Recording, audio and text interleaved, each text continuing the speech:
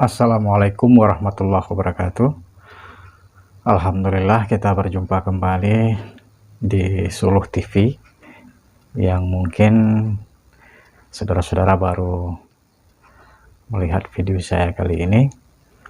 Saya ucapkan selamat datang dan selamat, semoga kita sehat dan selamat di dunia maupun di akhirat.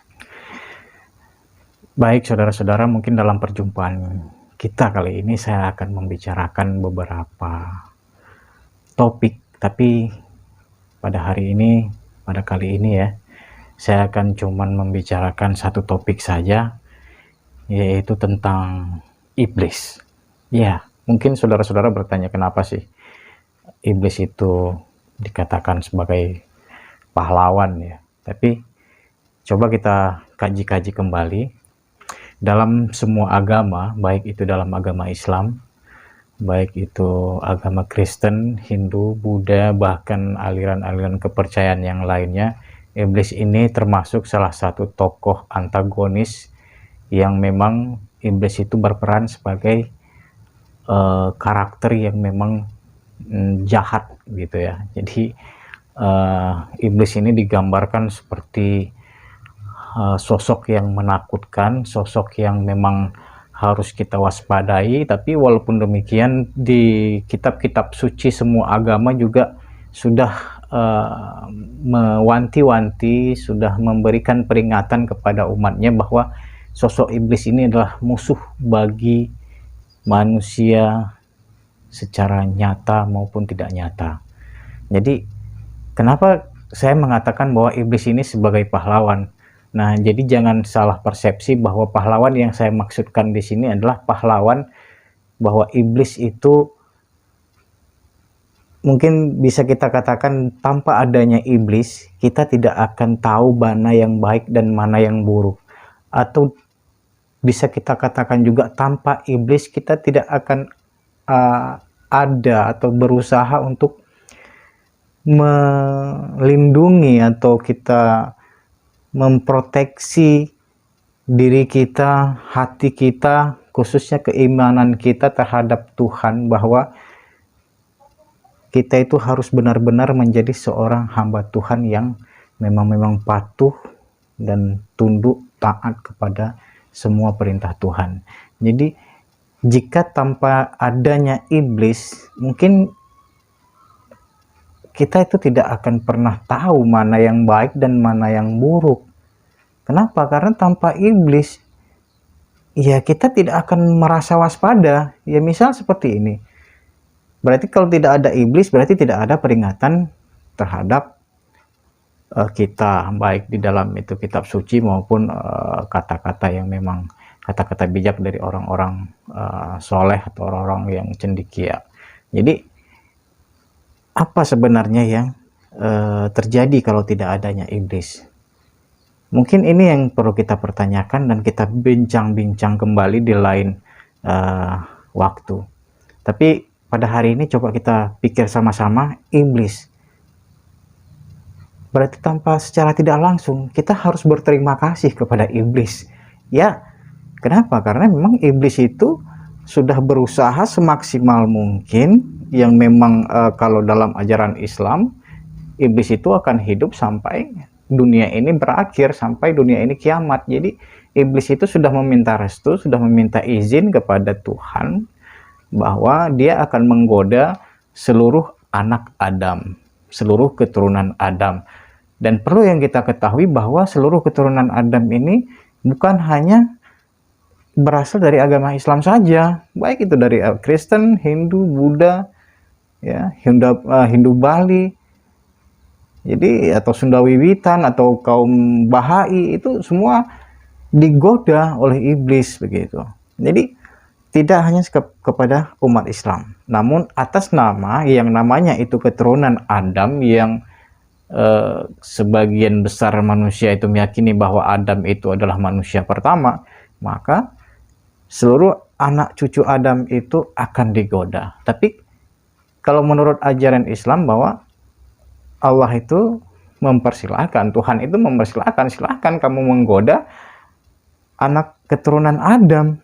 Tapi ingat, kecuali orang-orang yang beriman, ya, yang memang meyakini adanya aku, maka kamu tidak akan bisa menggodanya. Nah, walaupun demikian, iblis tetap berusaha semaksimal mungkin untuk menggoda anak Adam. Nah, saudara-saudara, coba kita pikir lagi kembali, kita ulang kenapa kita harus berterima kasih kepada iblis. Mungkin tanpa adanya iblis, kita ya tidak akan mampu, tidak mau kita berusaha susah-susah gitu.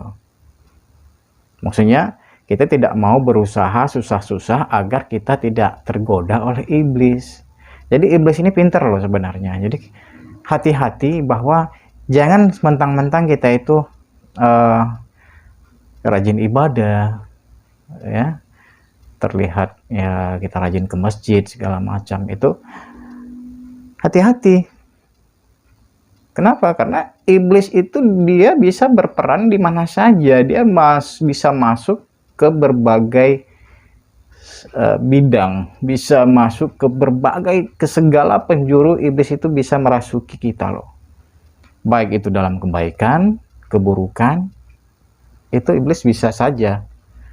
Satu contoh kecil, misal saya adalah seorang ahli ibadah, saya tiap hari ke masjid, saya tiap hari baca Al-Quran. Nah, karena saya cenderung berbuat amal ibadah yang baik-baik menurut saya, iblis ini akan merasuki jiwa saya bahwa saya merasa yang terbaik. Saya melihat orang lain, wah, dia itu nggak benar, dia itu nggak mau ke masjid, ya, dia itu nggak pernah sholat, dia itu nggak pernah baca Quran, nggak kayak saya, nggak benar dia itu. Nah, hati-hati. Jika kita pernah seperti ini, maka iblis telah bermain dalam hati kita. Jadi hati-hati, ya, apalagi dalam hal lain, baik itu dalam ya kejahatan lah, ya itu otomatis ya, kalau kita sudah mau berbuat yang buruk itu memang otomatis gitu, itu memang sudah pekerjaan yang nggak baik. Tapi jangan salah loh, terkadang manusia itu tidak bisa melebihi kelakuannya seperti iblis. Iblis itu tidak pernah mengaku menjadi Tuhan. Perlu diketahui, iblis tidak pernah mengaku dirinya menjadi Tuhan, tapi anak cucu Adam, manusia, berani mengaku dirinya menjadi Tuhan, ya, mengaku dirinya menjadi nabi atau rasul, mengaku dirinya menjadi wali Allah atau wali Tuhan di bumi. Iblis tidak pernah mengakui dan tidak berani. Jadi secara tidak langsung iblis masih punya keimanan terhadap Tuhan. Cuman satu saja kesalahan iblis, bahwa iblis itu tidak mau tunduk kepada Adam ketika Tuhan memerintahkan seluruh para malaikat, dan ya termasuk konon iblis itu adalah dalam golongan malaikat begitu. Yang namanya mungkin kalau di seluruh agama itu terkenal dengan namanya Azazil ya. Jadi iblis ini sangat berperan sekali dalam kehidupan kita sebenarnya. Jadi kita akan digiring ke berbagai hal yang kita cenderung untuk melakukannya. Kita cenderung terhadap apa? Kita cinta terhadap ilmu pengetahuan, maka iblis akan terus menggiring kita kepada ilmu pengetahuan. Kita terlalu sibuk atau cenderung terhadap wanita, misalnya, kita akan dilalaikan terus dengan wanita. Kita cenderung terhadap harta, kita cinta terhadap duniawi, kita terus digiring seperti itu. Kalau kita cenderung kepada hal-hal mistik, misalnya perdukunan, wah itu lebih, iblis paling suka begitu. Jadi kita terus digiring untuk lebih mendalami hal itu. Nah, konon lagi kita cenderung terhadap amal ibadah.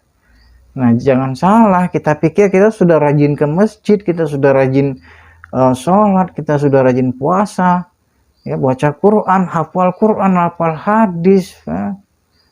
Tapi di sini iblis, ya, tetap bisa berperan loh. Ketika kita terus cenderung tanpa memikirkan situasi dan kondisi di sekitar kita.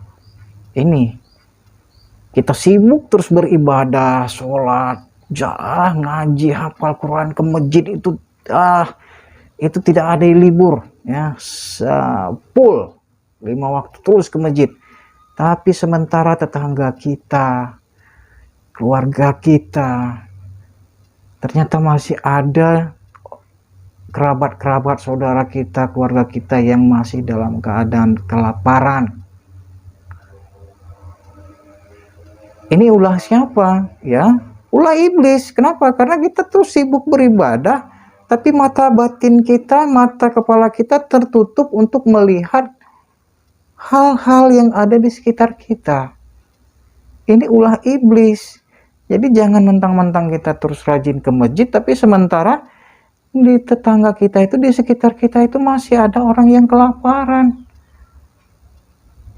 Nah, begitu saudara-saudara. Coba deh saudara-saudara pikir, sama-sama mikir, ayo apa benar apa enggak sih? Makanya iblis ini, ya walaupun judulnya agak sedikit nyeleneh gitu, iblis adalah sebagai pahlawan, tapi pahlawan di sini yang saya maksud adalah iblis itu adalah pahlawan bagi mereka, ya, bagi orang-orang yang memang mampu menyadari keberadaan iblis itu. Oh ya, mungkin kita tahu iblis, di mana-mana ada iblis, di mana-mana ada iblis, godaan iblis. Iblis adalah musuh yang nyata, setan adalah musuh yang nyata, ya. Jadi, tapi kita tidak tahu bagaimana sepak terjang iblis. Nah, jadi seperti itu saudara-saudara. Ya, kalau memang ada hal yang tidak berkenan atau memang ada pertanyaan-pertanyaan, mungkin penyampaian saya di sini tidak panjang lebar, tidak mendetil, tapi secara tidak langsung saya menyampaikan secara garis besar. Kalau memang ada pertanyaan, yuk kita diskusi sama-sama di kolom komentar, atau coba atau lain ke depan video-video saya ke depan itu saya akan membuat video yang lebih rinci, atau kita buat part 1, part 2 atau dan seterusnya. Ya, kalau memang pembahasan tentang iblis ini menarik gitu. Ya, kalau memang menarik kita akan lanjut, kalau tidak menarik ya kita stop. Jadi saudara-saudara, teman-teman, sobat-sobat sekalian bisa cek dan recheck kembali, bisa mendengarkan kembali, bisa mengambil kesimpulan bahwa iblis ini satu hal yang memang perlu kita waspadai, memang kita perlukan itu. Tapi